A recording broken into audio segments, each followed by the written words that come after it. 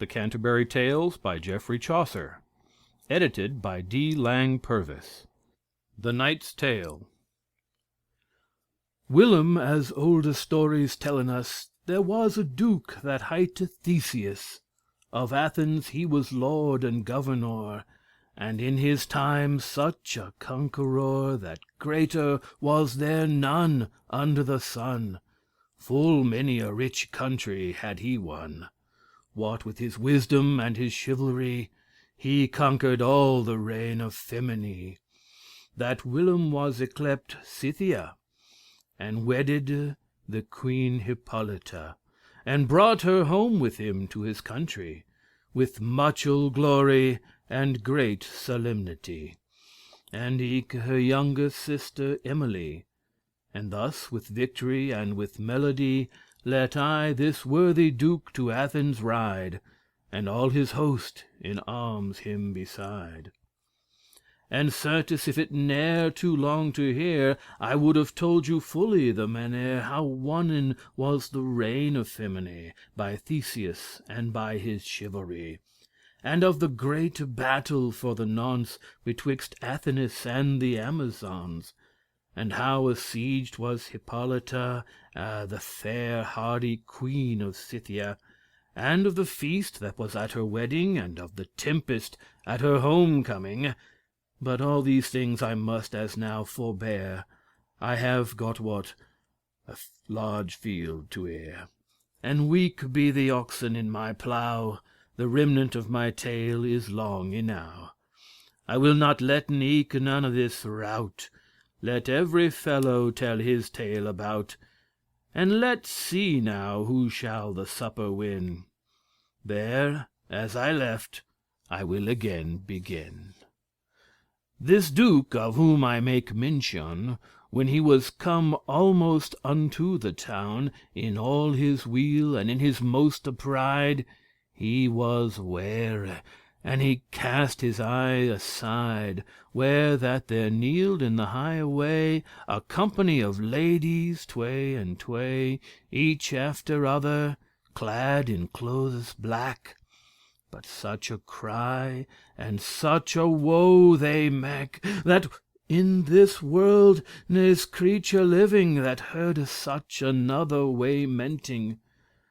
And of this crying would they never stenten, till they the rainis of his bridal henten. What folk be ye that at mine homecoming perturben so my feast with crying? Quoth Theseus. Have ye so great envy of mine honor, and that thus complain and cry? Or who hath you misboten or offended? Do telle me, if it may be amended. And why that ye be clad thus all in black? The oldest lady of them all then spake, when she had swooned with a deadly cheer, that it was ruth for to see or hear. She said, Lord, to whom fortune hath given victory, and as a conqueror to liven, naught grieveth us your glory and your honor, but we beseechen mercy and succor. Have mercy on our woe and our distress. Some drop of pity, through thy gentleness, upon us wretched women let now fall. For certes, Lord, there is none of us all that hath not been a duchess or a queen. Now we be caitiffs, as it is well seen. Thanked be fortune and her false wheel, that none estate insureth to be well. And certes, Lord, to biden your presence here in this temple of the goddess Clemence, we have been waiting all this fortnight. Now help us, Lord, since it lies in thy might. I, wretched wight, that weep and wail thus, was whilom wife to King Capaneus, that stoffe at Thebes, cursed be that day. And all we that be in this array, and making all this lamentation, we losten all our husbands in that town, while that the siege thereabouten lay, And yet the old Creon, well away, that lord is now of Thebes the city, fulfilled of ire and of iniquity. He for despite and for his tyranny, to do the dead bodies villainy of all our lords, which that had been a slaw, hath all the bodies on an heap ydraw, and will not suffer them by none assent, neither to be buried nor ybrent, but maketh hounds eat them in despite, and with that word, without more respite, they fallen gruff, and cried in piteously, have on us wretched women some mercy, and let our sorrows sinken in thine heart. This gentle Duke down from his courser start, with heart piteous, when he heard them speak. Him thought that his heart would all to break, when he saw them so piteous and so mate, that whilom weren of so great estate. And in his arms he them all uphent, and them comforted in full good intent, and swore his oath, as he was true knight, he would do so faithfully his might upon the tyrant Creon them to wreak, that all the people of Greece should speak how Creon was of Theseus served, as he had his death full well deserved. And right anon, without more abode, his banner he displayed, and forth he rode to Thebes ward, and all his host beside. No ne'er Athens would he go nor ride, nor take his ease fully half a day, but onward on his way that night he lay, and sent anon Hippolyta the queen, and Emily her youngest sister sheen, unto the town of Athens for to dwell, and forth he writ, there is no more to tell. The red statue of Mars with spear and targe so shineth in his white banner large, that all the fieldes glitter up and down, and by his banner borne is his pennon of gold full rich, in which there was ybeat the Minotaur, which that he slew in Crete. Thus writ this Duke, thus writ this conqueror, and in his host of chivalry the flower, till that he came to Thebes, and alight fair in a field, there as he thought to fight. But shortly for to speaken of this thing with Creon, which that was of Thebes king, he fought, and slew him manly as a knight, in plain bataille, and put his folk to flight. And by assault he won the city after, and rent adown both wall and spar and rafter, and to the ladies he restored again the bodies of their husbands that were slain, to do obsequies, as was then the guise. But it were all too long for to devise that great clamour and the waymenting which the ladies made at the brenning of the bodies, and the great honour that Theseus the noble conqueror did to the ladies when they from him went. But shortly for to tell is mine intent.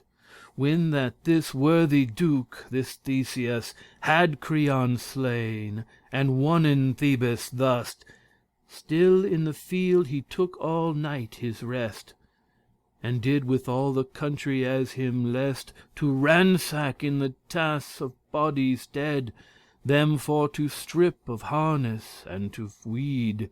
The pillars did their business and cure, after the battle and discomfiture. And so befell that in the task they found, through girt with many a grievous bloody wound, two younge knights, ligging by and by, both in one arms, wrought full richly, of which two Arcite hight that one, and he that other hight Palamon. Not fully quick, nor fully dead they were, but by their coat armor and by their gear the heralds knew them well in special, as those that weren of the blood royal, of Thebes, and of Sistren too y-born. Out of the task the pillars have them torn, and have them carried soft unto the tent of Theseus, and he full soon them sent to Athens, for to dwellen in prison perpetually. He en old no ransom. And when this worthy duke had thus it done, he took his host, and home he writ anon, with laurel crowned as a conqueror, and there he lived in joy and in honor term of his life. What needeth wordes mo'? And in a tower, in anguish and in woe, dwellen this Palamon and eke Arcite. For evermore there may no gold them quite. Thus passed year by year and day by day, till it fell a one's morn of May, that Emily, that fairer was to seen than is the lily upon his stalk green, and fresher than the May with flowers new, for with the rose colour strove her hue. I note which was the finer of them two. Ere it was day, as she was wont to do, she was arisen, and already dight. For May will have no sluggardy a night. The season pricketh every gentle heart, and maketh him out of his sleep to start, and saith, Arise, and do thine observance. This maketh Emily have remembrance to do honor to May, and for to rise. Y-clothed was she fresh for to devise. Her yellow hair was braided in a tress behind her back, a yard along, I guess, and in the garden at the sun uprist she walketh up and down whereas her list. She gathereth flowers, party white and red, to make a sotel garland for her head. And as an angel heavenly she sung, the great tower that was so thick and strong, which of the castle was the chief dungeon, whereas these knights weren in prison, of which I told you, and telle shall, was even joinant to the garden wall. There, as this Emily had her playing, bright was the sun and clear that morrowing, and Palamon, this woeful prisoner, as was his wont by leave of his jailor, was risen, and roamed in a chamber on high, in which he all the noble city sigh, and eke the garden full of branches green, there as this fresh Emilia the sheen was in her walk, and roamed up and down. This sorrowful prisoner, this Palamon, went in his chamber roaming to and fro, and to himself complaining of his woe, that he was born, full oft he said, alas, and so befell by adventure or cas, that through a window thick of many a bar, of iron great, and square as any spar, he cast his eyes upon Emilia, and therewithal he blent and cried, Ah! as though he stungen were unto the heart. And with that cry Arcite anon upstart, and said, Cousin mine, what aileth thee, that art so pale and deadly for to see? Why criedst thou? Who hath thee done offence? For God's love take all in patience. Our prison, for it may none other be, Fortune hath given us this adversity. Some wick aspect of disposition of Saturn by some constellation hath given us this, although we had it sworn. So stood the heaven when that we were born. We must endure. This is the short and plain. This Palamon answered and said again, Cousin, forsooth, of this opinion thou hast a vain imagination. This prison caused me not for to cry, but I was hurt right now through mine eye into mine heart, that will my bane be. The fairness of the lady that I see yond in the garden roaming to and fro is cause of all my crying and my woe. I note where she be woman or goddess, but Venus is it soothly as I guess. And therewithal on knees adown he fell, and said, Venus, if it be your will you in this garden thus to transfigure before me, sorrowful, wretched creature, out of this prison help that we may scape, and if so be our destiny be shape, by etern word to dine in prison, of our lineage have some compassion, that is so low brought by tyranny. And with that word Arcite gan espy, whereas this lady roamed to and fro. And with that sight her beauty hurt him so, that if that Palamon was wounded sore, Arcite was hurt as much as he, or more.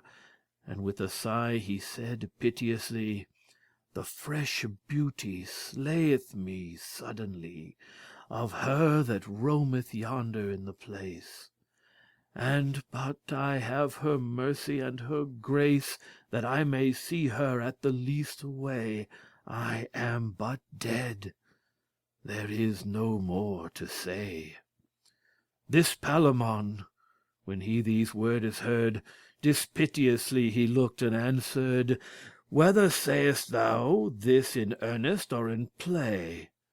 Nay, quoth Arcite, in earnest, by my fay. God help me so, me lustful ill to play. This Palamon gan knit his brows tway.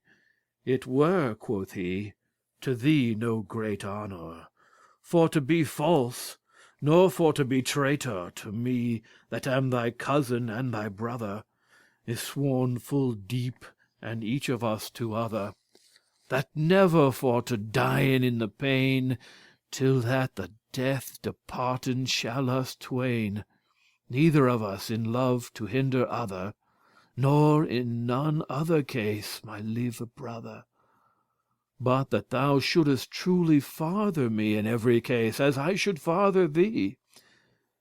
This was the thine oath, and mine also certain. I wot it well, thou darest it not withsayn. Thus art thou of my counsel out of doubt, and now thou wouldest falsely be about to love my lady, whom I love and serve, and ever shall, until my hearte sterve. Now certes, false Arcite, thou shalt not so. I loved her first, and told thee my woe. As to my counsel and my brother sworn to farther me, as I have told beforn. But which thou art bounden as a knight to help me, if it lie in thy might, or else art thou false, I dare well sayn. This Arcite full proudly spake again. Thou shalt, quoth he, be rather false than I. And thou art false, I tell thee utterly, for paramour I loved her first ere thou. What wilt thou say? Thou wist it not right now, whether she be a woman or a goddess.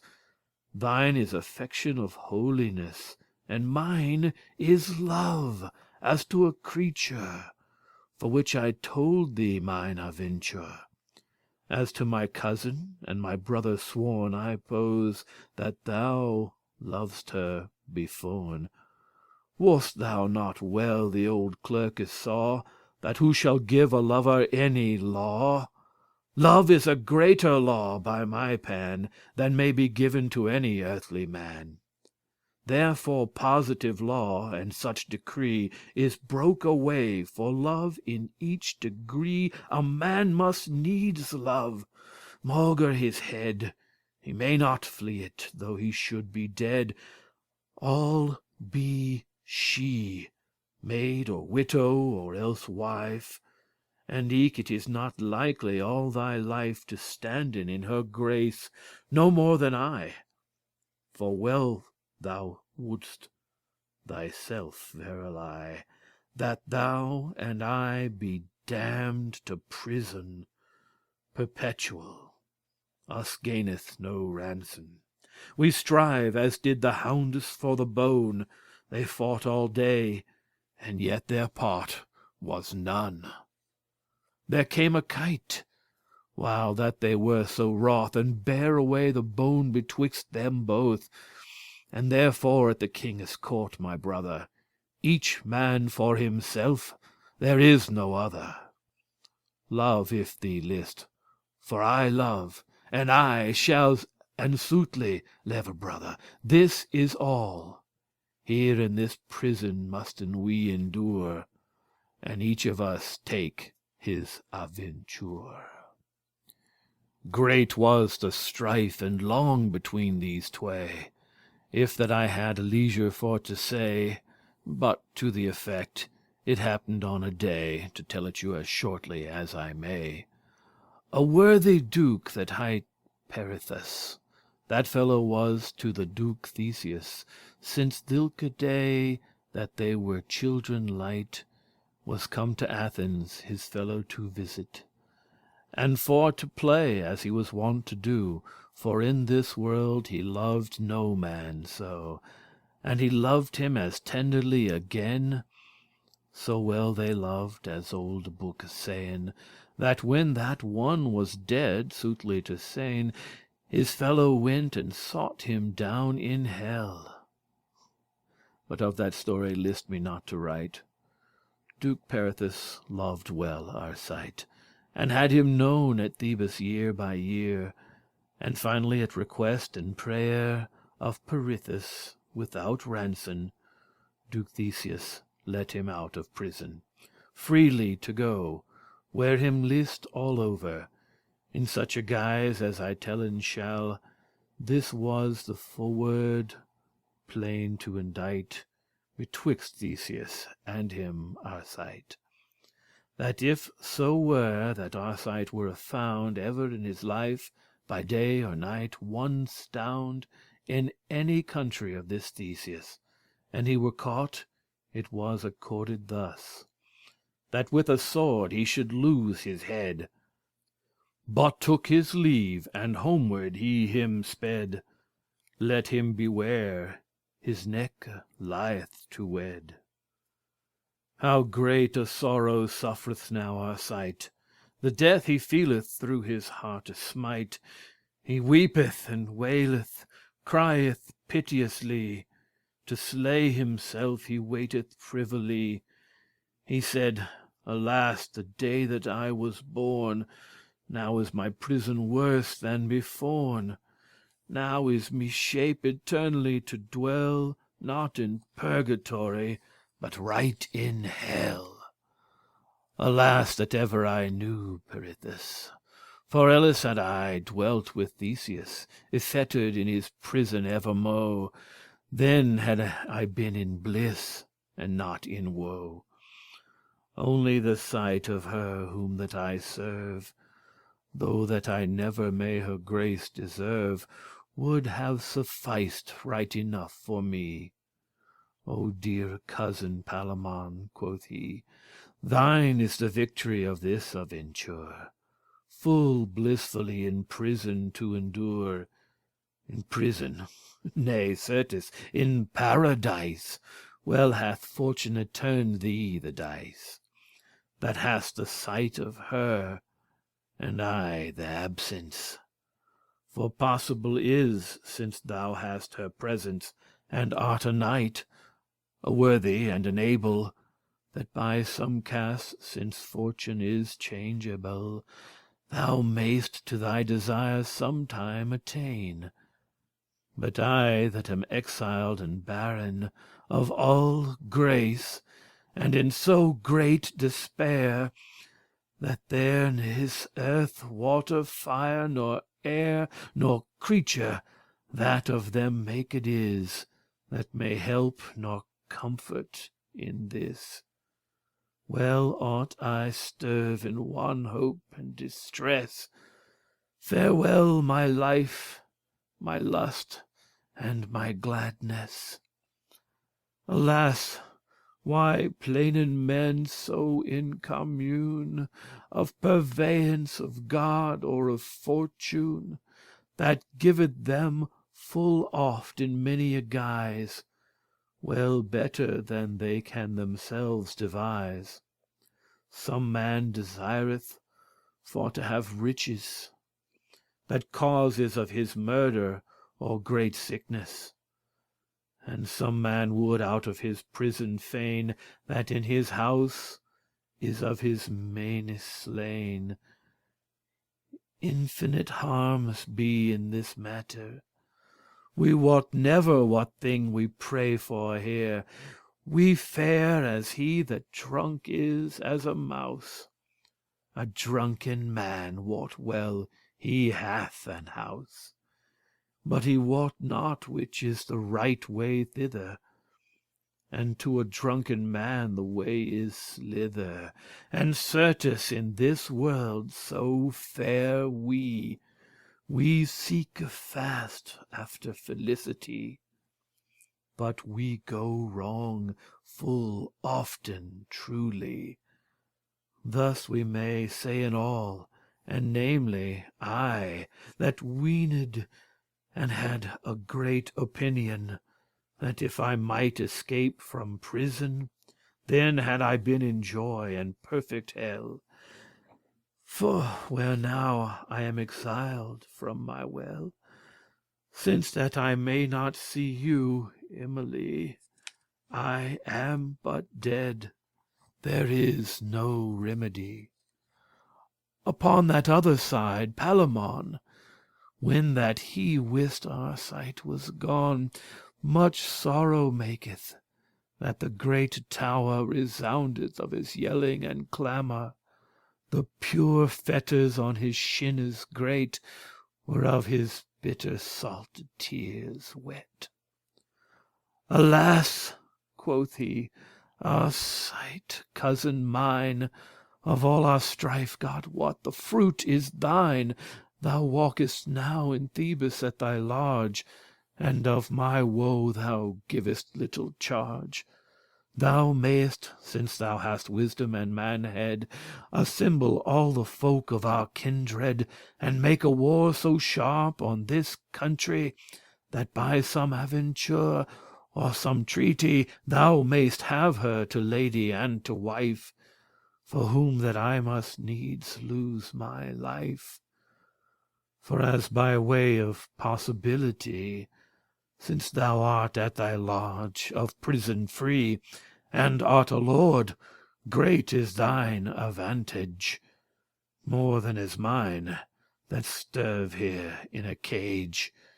For I must weep and wail while that I live, with all the woe that prison may me give, and eke with pain that love me gives also, that doubles all my torment and my woe.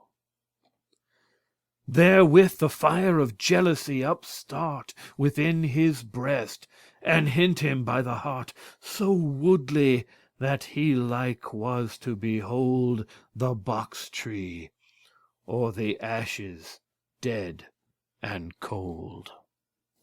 Then said, O cruel goddess, that govern this world with binding of your word etern, and written in the table of adamant your parliament and your eternal grant, what is mankind more unto you hold than is the sheep that rooketh in the fold? For slain is man, right as another beast, and dwelleth eke in prison and arrest, and hath sickness and great adversity, and oftentimes guiltless.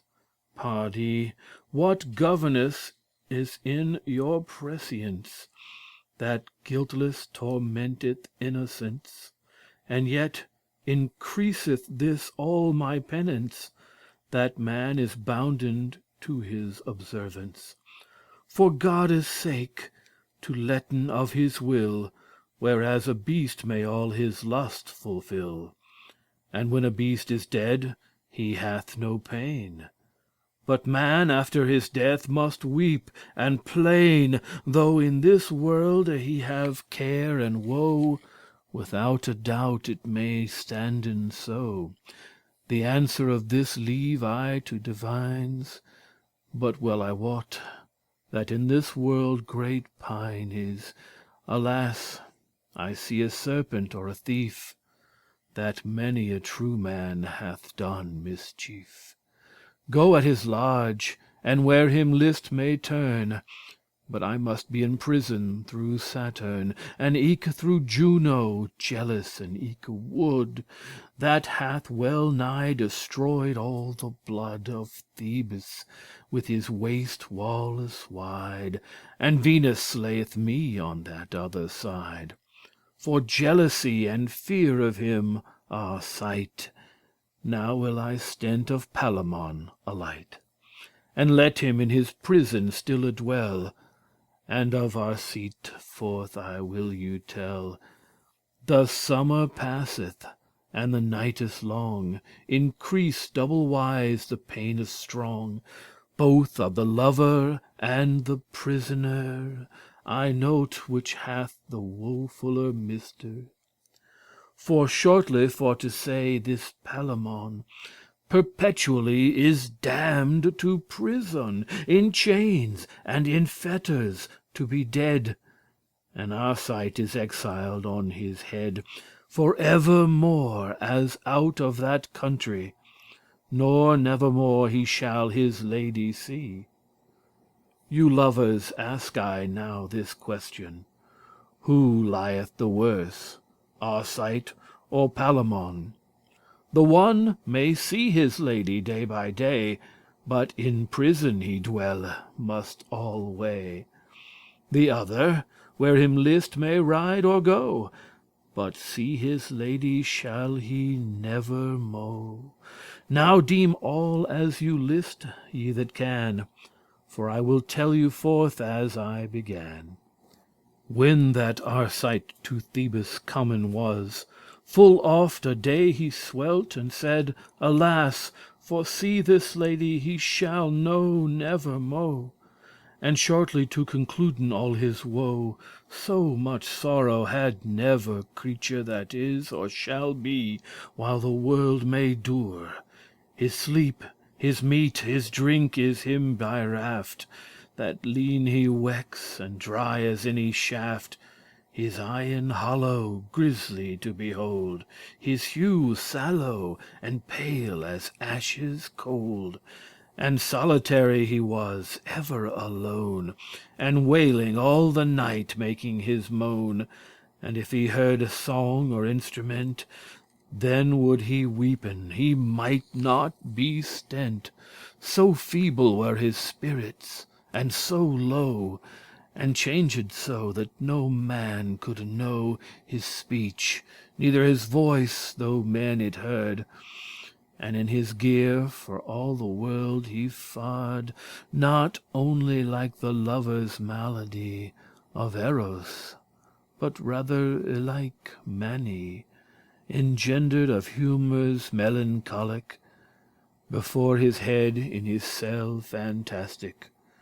And shortly turned was all upside down, both habit and eke disposition of him, this woeful lover Dan Arcite. Why should I all day of his woe indite, when he endured had a year or two this cruel torment, and this pain and woe, at Thebes in his country, as I said. Upon a night in sleep as he him laid, him thought how that the winged god Mercury before him stood, and bade him to be merry. His sleepy yard in hand he bare upright, a hat he wore upon his hairs bright. Arrayed was this god as he took keep, and he was when that August took his sleep, and said him thus To Athens shalt thou wend.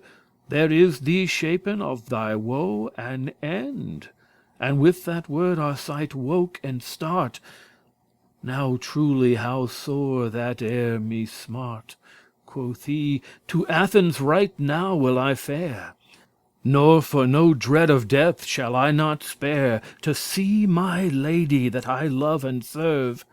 In her presence I recke not to sterve." And with that word he caught a great mirror, and saw that changed was all his colour, and saw his visage all in other kind, and right anon it ran him ill his mind, that since his face was so disfigured of malady the which he had endured, he might well, if that he bare him low, live in Athens evermore unknow, and see his lady well nigh day by day. And right anon he changed his array, and clad him as a poor labourer, and all alone, save only a squire, that knew his privity and all his cas, which was disguised poorly as he was.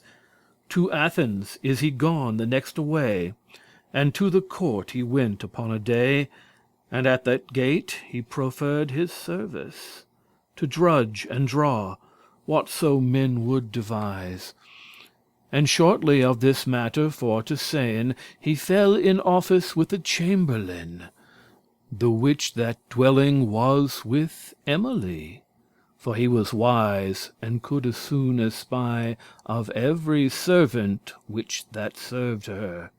Well could he hew wood and water bear, for he was young and mighty for the nonce, and thereto he was strong and big of bones, to do that any wight can him devise. A year or two he was in this service, page of the chamber of Emily the Bright, and philostrate he said that he hight. But half so well beloved a man as he, ne was there never in court of his degree. He was so gentle of condition, that throughout all the court was his renown. They said that it were a charity that Theseus would enhance his degree, and put him in some worshipful service, there as he might his virtue exercise. And thus within a while his name sprung, both of his deedes and of his good tongue, that Theseus hath taken him so near, that of his chamber he hath made him squire, and gave him gold to maintain his degree, and eke men brought him out of his country, from year to year full privily his rent, but honestly and slyly he it spent, that no man wondered how that he it had, and 3 year in this wise his life be led, and bare him so in peace and eke in war, that there was no man that Theseus had so dear. And in this bliss leave I now Arcite, and speak I will of Palamon a light.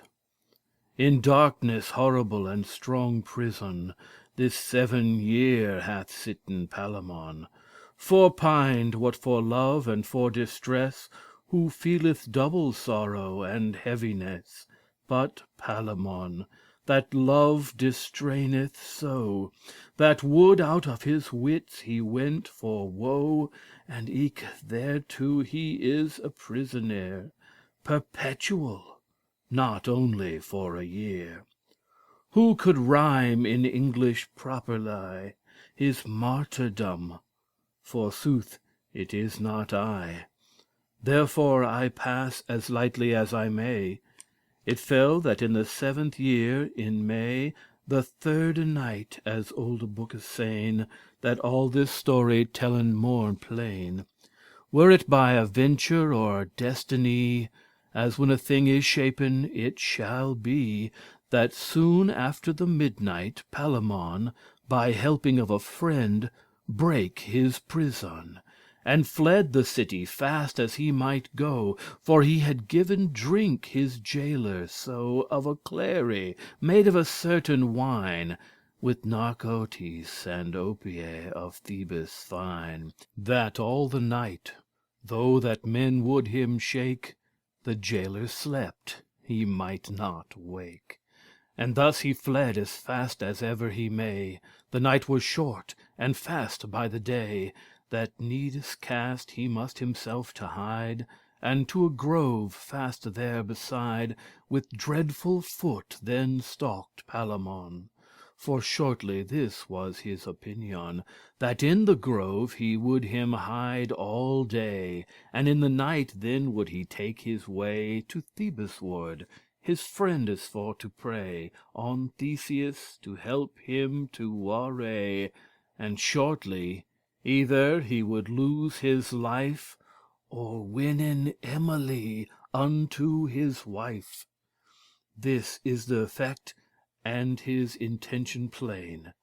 Now I will turn to Arcite again, that little wist how nigh was his care, till that fortune had brought him in the snare. The busy lark, the messenger of day, saluteth in her song the morning gray. And fiery Phoebus riseth up so bright, that all the Orient laugheth at the sight, and with his streames drieth in the greaves the silver drops hanging on the leaves. And Arcite, that is in the court royal, with Theseus, his squire principal, is risen, and looketh on the merry day, and for to do his observance to May, remembering the point of his desire, he on his courser starting as the fire, is ridden to the fields him to play out of the court, were it a mile or tway, and to the grove of which I have you told, by a venture his way began to hold, to make him a garland of the greaves, were it of woodbine or of hawthorn leaves. And loud he sang against the sun so sheen, "O May, with all thy flowers and thy green, right welcome be thou, fair fresh May. I hope that I some green here getten may." And from his courser with a lusty heart into the grove full hastily he start, and in a path he roamed up and down.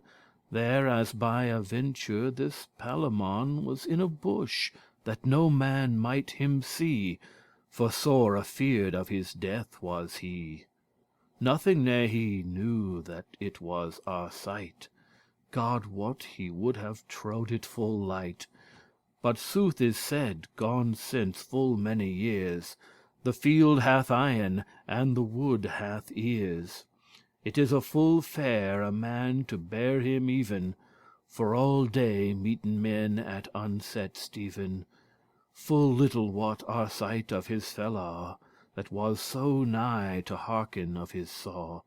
For in the bush he sitteth now full still, when that Arcite had roamed all his fill, and sungen all the roundel lustily, as do those lovers in their quainte gears, now in the crop, and now down in the breres, now up, now down, as bucket in a well. Right as the Friday soothly for to tell, now shineth it, and now it raineth fast. Right so can geary Venus overcast the heartes of her folks, right as her day is gearful, right so changeth she array. Seldom is Friday all the week alike. When Arcite hadde sung, he gan to syke, and sat him down withouten any more. "Alas," quoth he, "the day that I was bore! How long, Juno, through thy cruelty, wilt thou warrayen Thebes the city? Alas, y brought is to confusion the blood royal of Cadm and Amphion. Of Cadmus, which that was the firste man that Thebes built, or the first town began, and of the city first was crowned king. Of his lineage am I, and his offspring, by very line, as of the stock royal. And now I am so caitiff and so thrall, that he that is my mortal enemy, I serve him as his squire poorly, And yet doth Juno me well more shame, for I dare not beknow mine owen name. But there, as I was wont to hight Arcite, now hight I Philostrate, not worth a mite. Alas, thou fell Mars, and alas, Juno, thus hath your ire our lineage all fordo, save only me, and wretched Palamon, that Theseus martyreth in prison. And over all this, to slay me utterly, Love hath his fiery dart so burningly esticked through my true careful heart, that shapen was my death erst than my shot. Ye slay me with your eyes, Emily. Ye be the cause wherefore that I die. Of all the remnant of mine other care, ne set I not the mountains of a tear, so that I could do aught to your pleasance. And with that word he fell down in a trance a long time. And afterward upstart this Palamon, that thought through his heart he felt a cold sword suddenly to glide. For ire he quoke, no longer would he hide. And when that he had heard Arcite's tale, as he were wood, with face dead and pale, he start him up out of the bushes thick, and said, "False Arcite, false traitor wick!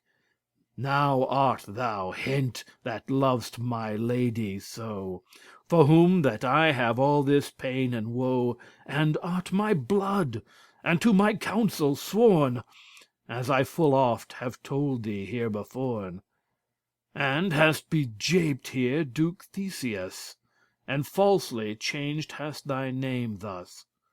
I will be dead, or else thou shalt die. Thou shalt not love my lady Emily.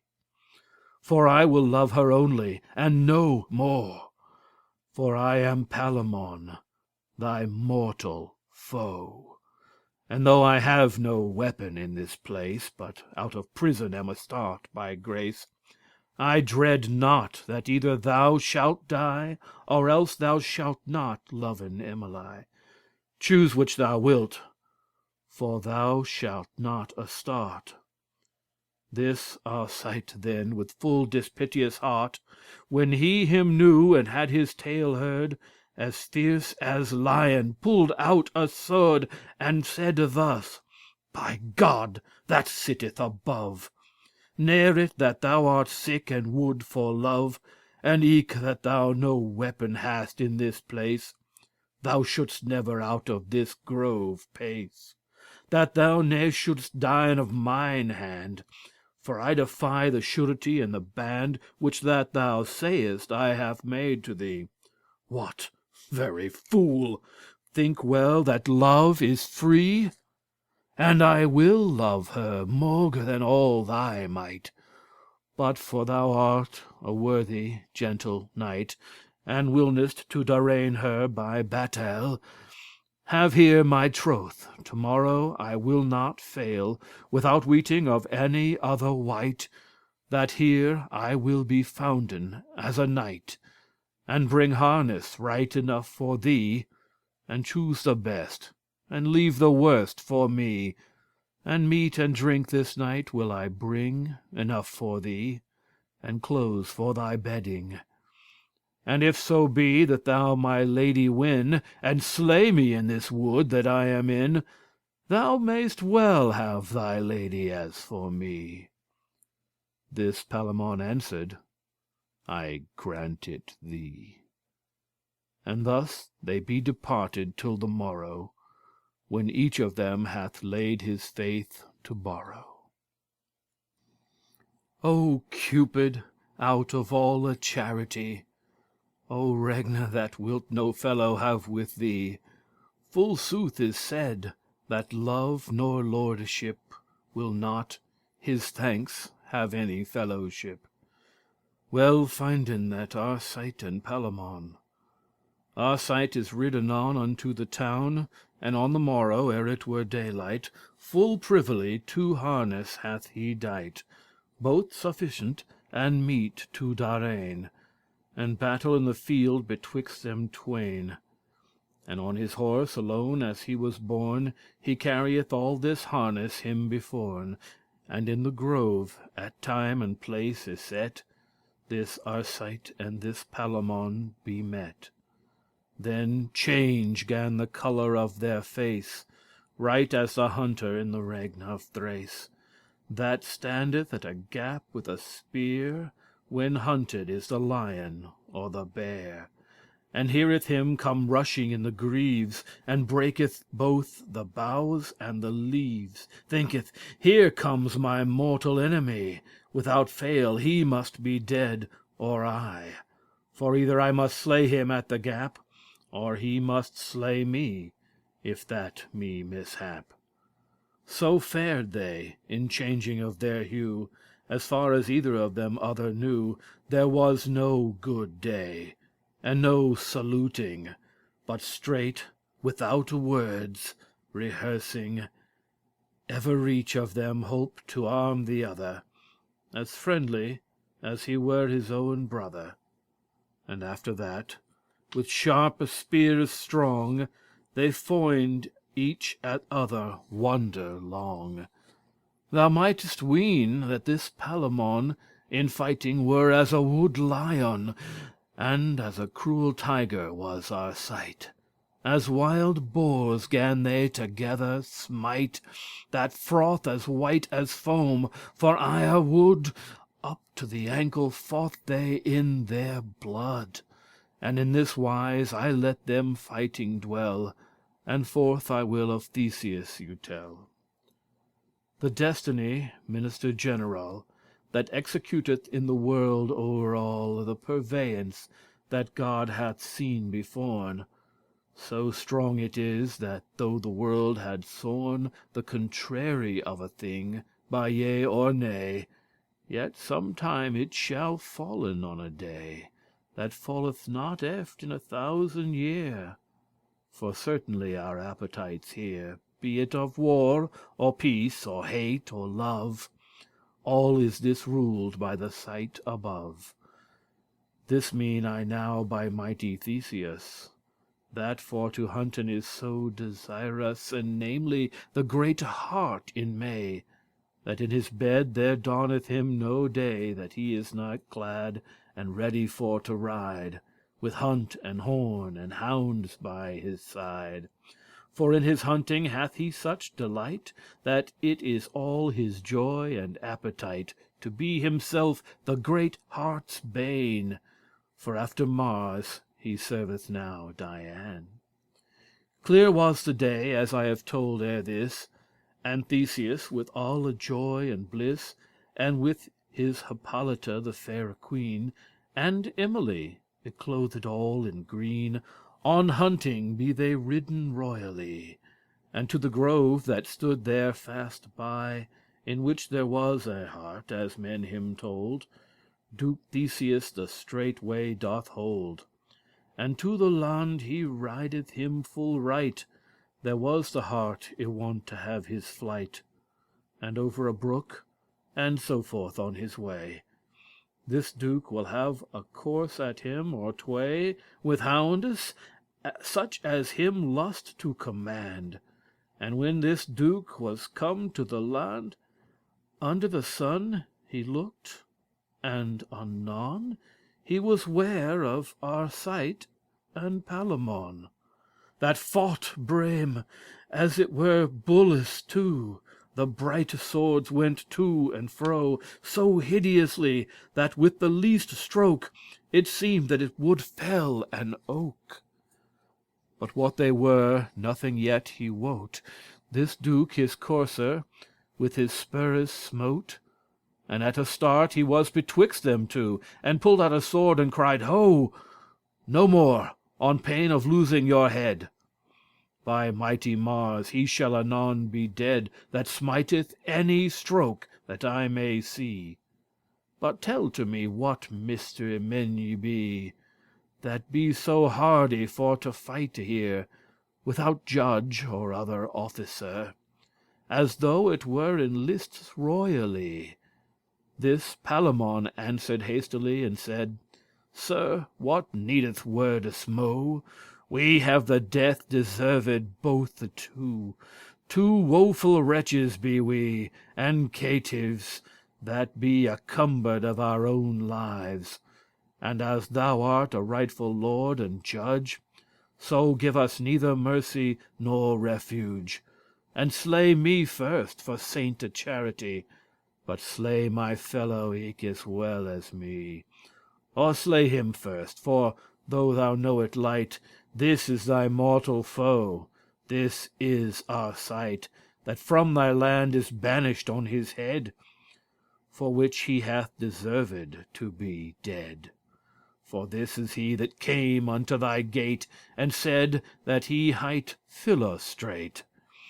Thus hath he japed thee full many year, and thou hast made of him thy chief esquire. And this is he that loveth Emily. For since the day is come that I shall die, I make plainly my confession, that I am thilke woeful Palamon, that hath thy prison broken wickedly. I am thy mortal foe, and it am I that so hot loveth Emily the bright, that I would die here present in her sight. Therefore I ask death, and my jewise, and slay my fellow eke in the same wise, for both we have deserved to be slain. This worthy duke answered anon again, and said, This is a short conclusion. To your own mouth, by your own confession, hath damned you, and I will it record. It needeth not to pain you with the cord. Ye shall be dead by mighty Mars the Red. The queen anon, for very womanhead, began to weep, and so did Emily, and all the ladies in the company. Great pity was it, as it thought them all, that ever such a chance should befall. For gentle men they were, of great estate, and nothing but for love was this debate. They saw their bloody wounds wide and sore, and cried all at once, both less and more, Have mercy, Lord, upon us women all. And on their bare knees adown they fall, and would have kissed his feet there as he stood, till at the last aslaked was his mood. For pity runneth soon in the gentle heart. And though at first for ire he quoke and start, he hath considered shortly in a clause the trespass of them both, and eke the cause. And although that his ire their guilt accused, yet in his reason he hath them both excused. As thus, he thought well that every man will help himself in love if that he can, and eke deliver himself out of prison of women, for they wepten ever in one. And eke his heart had compassion, and in his gentle heart he thought anon, and soft unto himself he said, Fie upon a lord that will have no mercy, but be a lion both in word and deed, to them that be in repentance and dread, as well as to a proud dispiteous man, that will maintain what he first began. That lord hath little of discretion, that in such case can no division, but weigheth pride and humbleness after one. And shortly, when his ire is thus agone, he gan to look on them with eyen light, and spake these sames words all on height. The God of love, ah benedicite, how mighty and how great a Lord is he! Against his might there gain none obstacles. He may be called a god for his miracles, for he can maken at his owen guise of every heart as that him list devise. Lo here this Arcite and this Palamon, that quietly were out of my prison, and might have lived in Thebes royally, and weet I am their mortal enemy, and that their death lieth in my might also, and yet hath love more their eyen too, brought them hither both for to die. Now look ye, is this not an high folly? Who may not be a fool if but he love? Behold, for Godde's sake that sits above, see how they bleed. Be they not well arrayed? Thus hath their Lord, the God of love, them paid their wages and their fees for their service, and yet they ween for to be full wise that serve love, for aught that may befall. But this is yet the beste game of all, that she for whom they have this jealousy can them therefore as muchel thank as me. She wot no more of all this hot fare, by God, than what a cuckoo or an hare. But all must be assayed, hot or cold. A man must be a fool, or young, or old. I wot it by myself full yore agone, for in my time a servant was I one, and therefore since I know of love's pain, and wot how sore it can a man distrain, and he that oft hath been caught in his last, I you forgive wholly this trespass, at request of the queen that kneeleth here, and eke of Emily, my sister dear. And ye shall both anon unto me swear, that never more ye shall my country dare, nor make war upon me night or day, but be my friends in all that ye may. I you forgive this trespass every deal, and they him swear his asking fair and well, and him of lordship and of mercy prayed, and he them granted grace, and thus he said, to speak of royal lineage and richness, though that she were a queen or a princess, each of you both is worthy doubtless to wed when time is. But natheless I speak as for my sister Emily, for whom ye have this strife and jealousy. Ye wot yourselves she may not wed the two at once, although ye fight for evermore. But one of you, all be him loth or lief, he must go pipe into an ivy leaf. This is to say, she may not have you both, albe ye never so jealous nor so wroth. And therefore I you put in this degree, that each of you shall have his destiny as him is shape. And hearken in what wise. Lo, hear your end of that I shall devise. My will is this, for plain conclusion, withouten any replication. If that you liketh, take it for the best, that ever each of you shall go where him lest, freely, without ransom or danger. And this day 50 weekes far ne near, ever each of you shall bring 100 knights, armed for lists up at all rights, all ready to darraign her by battle.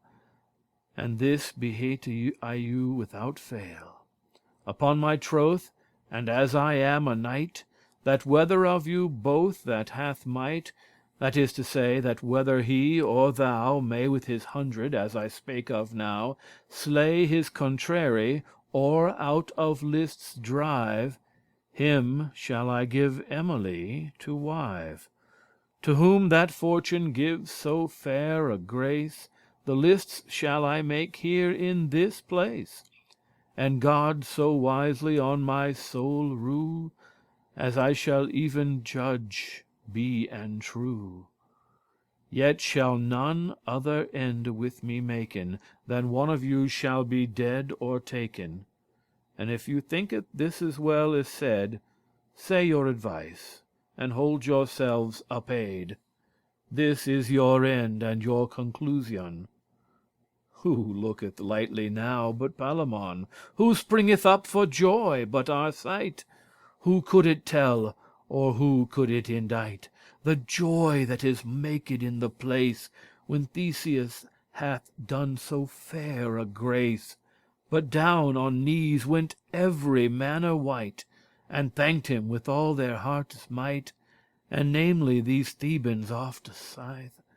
And thus with good hope and with heart blithe they take their leave, and homeward gan they ride, to Thebesward with his old walles wide. This ends The Knight's Tale Part 1. The story concludes on the next file.